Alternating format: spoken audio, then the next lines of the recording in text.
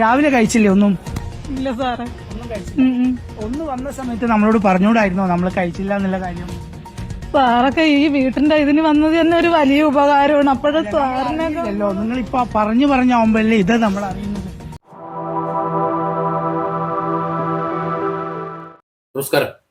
കഴിഞ്ഞ 9 വർഷമായി പാവങ്ങളുടെ പടത്തലവനെന്ന് വിളിക്കപ്പെടുന്ന, പാവങ്ങൾക്ക് വേണ്ടി നോക്കുന്ന, അരിവാളും ചുറ്റികയും നെൽക്കതിരുമൊക്കെ കൊണ്ടു നടക്കുന്ന ഇവിടത്തെ ഇടതുപക്ഷ പ്രസ്ഥാനങ്ങൾ നയിക്കുന്ന സഖാവ് പിണറായി വിജയൻ നയിക്കുന്ന ഈ സർക്കാർ, ഇടതുപക്ഷ സർക്കാർ, പാവങ്ങളുടെ, കർഷക തൊഴിലാളികളുടെ സർക്കാർ, 10 പൈസക്കില്ലാത്ത, യാതൊരുവിധ ജനങ്ങൾക്ക് ഗുണവുമില്ലാത്ത ഒരു സർക്കാരാണ് എന്നതിന്റെ ഏറ്റവും വലിയ തെളിവ് കണ്ണീരോടെ നിങ്ങളുടെ മുന്നിൽ പറയേണ്ടി വരികയാണ്. ഇത്രയും വികാര വിക്ഷോഭത്തോട് സംസാരിക്കുന്നത് വളരെ അപൂർവമായിട്ടേ ഉള്ളൂ. ഞാൻ അല്പം മുമ്പ് റിപ്പോർട്ടറുടെ ഒരു വാർത്ത കണ്ടു. സത്യത്തിൽ കണ്ണ് നിറഞ്ഞുപോയി. ലൈവാണ് അവരുടെ വാർത്ത. ഒരു പഞ്ചായത്ത് വൈസ് പ്രസിഡന്റും അവരുടെ ഡ്രൈവറും ചേർന്ന് 2 സാധുക്കളായ കുടുംബങ്ങളുടെ 1.5 ലക്ഷം രൂപ വീതം 3 ലക്ഷം രൂപ വീട് മെയിൻ്റനൻസ് ചെയ്യാൻ കൊടുത്ത പൈസ അടിച്ചുകൊണ്ടുപോയി. അവിടെയും ഇവിടെയും 2 സിമന്റ് കൊണ്ട് തൊട്ട് തേച്ച് വെച്ചിട്ട് അടിച്ചുകൊണ്ടുപോയി. റിപ്പോർട്ടർ അതിന്റെ വാർത്ത എടുക്കാനാണ് പോയത്. ഈ 3 ലക്ഷം രൂപയുടെ ഈ അടിച്ചുമാറ്റലിന്റെ കഥ, പാവങ്ങളുടെ പണം അടിച്ചുമാറ്റുന്നതിന്റെ വഴികൾ തേടിയാണ് റിപ്പോർട്ടർ പ്രസാദ് അവിടെ എത്തുന്നത്. ഈ പ്രസാദിനെ നിങ്ങൾക്കറിയാം. ഇതിനു മുമ്പ് മുഖ്യമന്ത്രിയോട് ചോദ്യങ്ങൾ ചോദിച്ചിട്ട് CM ഇതിനും കൂടെ മറുപടി പറയും എന്ന് പറഞ്ഞിട്ട് ഇതിനും കൂടെ പറയൂ എന്ന് പറഞ്ഞുകൊണ്ട് ചോദ്യങ്ങൾക്ക് മറുപടി മുഖ്യമന്ത്രി പറഞ്ഞേ തീരൂ, CM ഇതിന് മറുപടി പറയൂ എന്ന് പറഞ്ഞ പ്രസാദ്, എനിക്ക് അദ്ദേഹത്തെ വലിയ ഇഷ്ടമാണ്. അദ്ദേഹത്തിന്റെ ഒരു ശൈലി, അദ്ദേഹത്തിന്റെ നിലപാടുകൾ. റിപ്പോർട്ടർ ചാനലിന്റെ വാർത്തകൾ ചിലതിനൊക്കെ നമുക്ക് ചിലപ്പോൾ എതിർപ്പുണ്ടാകാം. പക്ഷെ നല്ലത് തന്നെയാണ്. ഇന്ന് റിപ്പോർട്ടർ ചാനൽ പുറത്തേക്ക് കൊണ്ടുവന്ന കാര്യമുണ്ടല്ലോ, സത്യത്തിൽ കണ്ണീരോടെ അല്ലാതെ നിങ്ങളുടെ മുന്നിലേക്ക് എനിക്ക് അവതരിപ്പിക്കാൻ കഴിയുന്നില്ല. ഈ വാർത്ത, അതായത് 3 ലക്ഷം രൂപ 2 കുടുംബങ്ങളുടെ പണം അടിച്ചു മാറ്റിയത് റിപ്പോർട്ട് ചെയ്യാനായിട്ട് ചെന്നതാണവർ. അവരുടെ വീടിന്റെ ശോചനീയാവസ്ഥ കാണിക്കാൻ അവരുടെ വീടിന്റെ ഉള്ളിലൂടെ കറങ്ങി അടുക്കളയിൽ എത്തുമ്പോൾ ഈ റിപ്പോർട്ടർ പ്രസാദ് അന്തം വിട്ടു പോവാണ്. കാരണം ഈ അടുത്തൊന്നും അവിടെ തീ കത്തിച്ചിട്ടില്ല, അവിടെയൊന്നും ഭക്ഷണമില്ല. അവർ ഭക്ഷണം കഴിച്ച് ഒരു 1-2 ദിവസത്തിനുള്ളിൽ എന്തെങ്കിലും ഭക്ഷണം ഉണ്ടാക്കിയതായിട്ടോ കഴിച്ചതായിട്ടോ യാതൊരു ഒരു അടയാളങ്ങളും അവിടെ ഇല്ല. അംഗപരിമിതരായിട്ടുള്ള അംഗങ്ങളാണ് അവിടെ താമസിക്കുന്നത്. അവർക്ക് അവരുടെ വീട്ടിലേക്ക് കയറാൻ നിവൃത്തിയില്ല. എന്ത് ചെയ്യണം, ആരോട് പറയണമെന്ന് അറിയാനുള്ള യാതൊരു വിദ്യാഭ്യാസവും അവർക്കില്ല, അതിനുള്ള ബോധം പോലും അവർക്കില്ല. അത്രയ്ക്ക് സാധുക്കൾ. അവർ റിപ്പോർട്ടർ പ്രസാദിനോട് പറയണേ, സാർ എന്റെ വീട് ഇങ്ങനെയാണെന്ന് പറയാൻ നിങ്ങൾ വന്നല്ലേ, അതെങ്കിലും നിങ്ങൾ വന്നല്ലോ, ഞങ്ങൾക്കിതൊന്നും അറിയില്ല, ഞങ്ങളതുകൊണ്ട് പറഞ്ഞില്ല, സാർ ഇത് വന്നല്ലോ എന്നാണ് പറയുന്നത്. അതിനർത്ഥം എന്താണ്? ഒരു കാര്യത്തിനും ഇവിടെയുള്ള ഒരു പട്ടി പോലും അങ്ങോട്ട് തിരിഞ്ഞു നോക്കൂലെന്നാണ്. എനിക്കറിയാൻ മേലാത്തത്, ഇവർക്ക് വേണ്ടി കോടികളാണ് ഓരോ മാസം മാറ്റിവെക്കുന്നത്. ഈ പട്ടികജാതി പട്ടികവർഗ വിഭാഗങ്ങൾക്ക് അല്ലെങ്കിൽ പിന്നോക്ക വിഭാഗങ്ങൾക്ക്, ഇത്തരത്തിൽ സാമ്പത്തികമായി താഴേക്കിടയിൽ കിടക്കുന്ന ഈ സാധുക്കൾക്ക്, അവർ പട്ടിണിയിലാണ്. അപ്പോൾ എന്തുകൊണ്ടാണ് അവർക്ക് റേഷൻ കിട്ടാത്തത്? പട്ടിണി എന്ന് പറയുമ്പോൾ ഒരു തുള്ളി വെള്ളം പോലും കുടിക്കാതെ നിൽക്കുന്നതാണ് പറയുന്നത്. ഇത് തിരിച്ചറിഞ്ഞിട്ട് പ്രസാദ് ഒരു ചാക്കരി അന്നത്തെ ഭക്ഷണം എത്തിച്ചു കൊടുക്കാമെന്ന്, അപ്പോൾ തന്നെ എത്തിച്ചു കൊടുക്കാം, അത് എത്തിച്ചിട്ടേ ഞങ്ങൾ പോകൂ, എന്തുകൊണ്ടാണ് നിങ്ങൾ ഞങ്ങളോട് പറയാത്തത് എന്ന് പ്രസാദ് ചോദിച്ചപ്പോൾ അവരുടെ പ്രതികരണം എന്തായിരുന്നു നിങ്ങൾ തന്നെ കേൾക്ക്. ഈ ഒരൊറ്റ കാര്യം കൊണ്ട് തന്നെ അവരുടെ സ്ഥിതി എന്താണ്, അവരുടെ ജീവിത നിലവാരം എന്താണ്, അവരുടെ മാനസികാവസ്ഥ എന്താണ്, ഇതൊക്കെ കാണുന്ന നമ്മുടെ ഭരണാധികാരികളുടെ മാനസികാവസ്ഥ എന്തായിരിക്കും എന്ന് നമുക്കൊന്ന് നോക്കാം. കണ്ണുനീരോടെ അല്ലാതെ നിങ്ങൾക്ക് ഇത് കേൾക്കാൻ കഴിയുമെന്ന് എനിക്ക് തോന്നുന്നില്ല.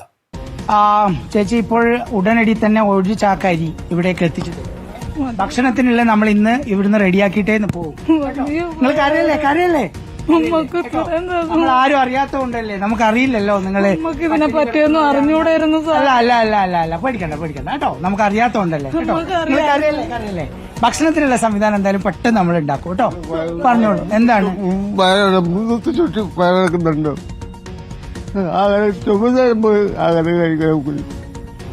കഴിക്കുന്ന കുറവാണോ? അങ്ങനെ കിട്ടുന്നില്ല, ഇല്ലാത്ത കൊണ്ട് അത്രയൊക്കെ പറ്റില്ല. ശ്രുതി, നമ്മൾ ഈ അടുക്കളയിൽ നിറയെ നോക്കി, നമുക്കൊന്നും കാണാൻ പറ്റിയില്ല. നമുക്കിപ്പോ ഇങ്ങനെ ഈ കേരളത്തിൽ ഇങ്ങനെ സംസാരിക്കേണ്ടി വരുന്നതിൽ വലിയ ബുദ്ധിമുട്ടുണ്ട് ശ്രുതി. യാഥാർത്ഥ്യം എന്ന് പറഞ്ഞാൽ പച്ച പരമാർത്ഥമാണ്. ഇവിടെ അരിയില്ല, ഭക്ഷണമില്ല. ഇവരോടാണ് ഇത് ചെയ്തത് എന്നതാണ് യഥാർത്ഥത്തിൽ നമ്മളിവിടെ എടുക്കാൻ വന്ന വാർത്ത. ഇതല്ല ശ്രുതി യഥാർത്ഥത്തിൽ. ഇനിയിപ്പോൾ ഭക്ഷണമാണ് പ്രാഥമികം എന്നുള്ളത് കൊണ്ട് നമ്മൾ ഇപ്പോൾ ആ വിഷയത്തിലേക്ക് മാറുകയാണ്. ഈ പട്ടിണിയുടെ കാര്യം എന്താണ് നിങ്ങൾ പറയാതിരുന്നത്? നോക്കൂ, ഇങ്ങോട്ടേക്ക് നോക്കൂ, എന്താണ് പറയാതിരുന്നത് പട്ടിണിയുടെ കാര്യം?